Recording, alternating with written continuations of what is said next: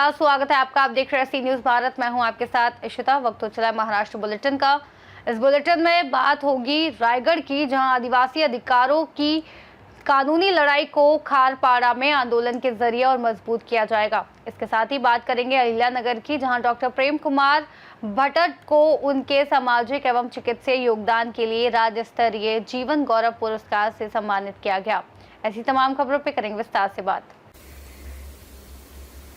10 अक्टूबर को रायगढ़ जिले के पेड़ तालुका स्थित खारपाड़ा गांव में आदिवासी समुदाय ने अपने मौलिक अधिकारों की मांग को लेकर आंदोलन किया, जिसमें मुंबई उच्च न्यायालय के अधिवक्ता सिद्धार्थ सोनाजी इंगले ने प्रदर्शनकारियों का मार्गदर्शन करते हुए स्पष्ट किया कि लड़ाई अब पूरी तरीके से कानूनी तरीके से लड़ी जाएगी और जल्द ही उच्च न्यायालय में जनहित याचिका दायर की जाएगी ताकि आदिवासी अधिकारों को मजबूती मिल सके। खारपाड़ा में आज भी पक्की सड़क जैसी मूलभूत सुविधा का अभाव है, जबकि इसी पाड़े के आसपास कुछ अनाधिकृत पत्थर खदानें चल रही हैं और भारी डंपर इन्हीं कच्ची सड़कों से रोजाना आवाजाही करते हैं। जनहित याचिका में जारी अंतरिम आदेश के मुताबिक अनुच्छेद 21 के अंतर्गत प्रत्येक नागरिक को अच्छी सड़क प्राप्त करना और उसका मौलिक अधिकार है, लेकिन रायगढ़ जिला प्रशासन इस विषय को नजरअंदाज करते हुए आदिवासी समाज के अधिकारों का हनन कर रहा है। यह आंदोलन ग्राम संवर्धन सामाजिक संस्था के संस्थापक अध्यक्ष संतोष ठाकुर के नेतृत्व में संपन्न हुआ, जिसमें धनाजी, नंद कुमार पवार, अन्य सामाजिक कार्यकर्ता और हजारों आदिवासी भाई बहन सक्रिय रूप से भाग लेते नजर आए। रायगढ़ से सी न्यूज संवाददाता प्रवीण लाही की रिपोर्ट। कामोठे पनवेल शहर मानसून के मौसम में भी पानी की गंभीर समस्या से जूझ रहा है, जिससे नागरिकों को बुनियादी सुविधाओं से वंचित रहना पड़ रहा है और स्वास्थ्य, अर्थव्यवस्था और पर्यावरण पर नकारात्मक प्रभाव पड़ रहा है। शहर के विभिन्न क्षेत्रों से लगातार पानी की आपूर्ति को लेकर शिकायतें मिल रही हैं, जिसे लेकर भारतीय जनता पार्टी कामोठे मंडल अध्यक्ष विकास घरत के नेतृत्व में मंडल प्रतिनिधियों द्वारा विभिन्न सामाजिक संगठनों के पदाधिकारियों से जल आपूर्ति अधीक्षक अभियंता प्रवीण सैतकर से सिडको भवन बेलापुर में मुलाकात कर बैठक की गई और पानी से संबंधित मुद्दों जैसे पानी का दबाव, क्षेत्रवार वितरण, पानी की हानि, कामोठे का पानी खारगर और तलोजा की और मोड़े जाने जैसे विषयों पर स्पष्टता से बात की गई। अधिकारियों ने आश्वासन दिया कि अगले 2 दिनों में पानी की आपूर्ति सुचारू कर दी जाएगी। इस बैठक में नगर सेवक अरुण कुमार भगत, नगर सेवक विजय चिपलेकर, साथ ही साथ नगर सेविका हेमलता ताई, साथ ही साथ प्रदीप भगत समेत कई लोग मौजूद रहे।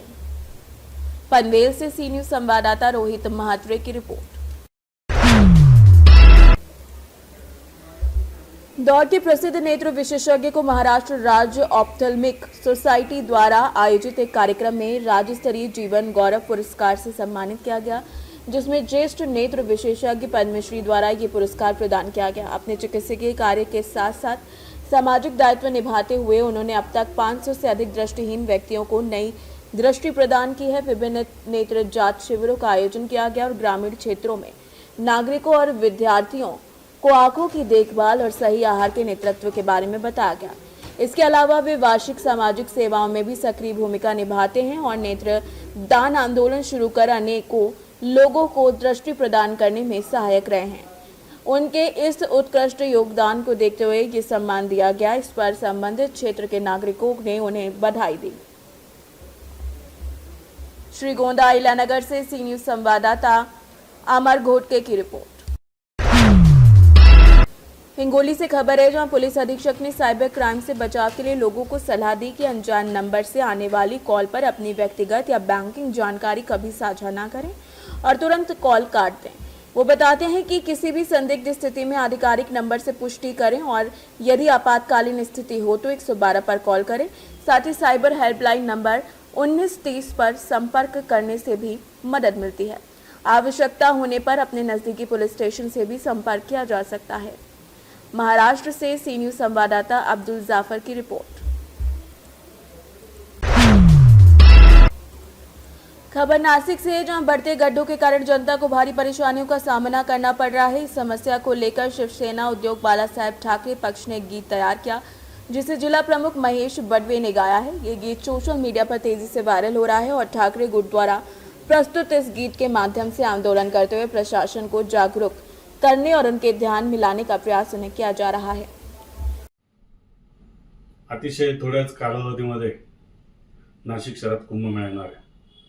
परंतु कुंभमेळा हा एक संधी साधू असं म्हणू शकतो आपण.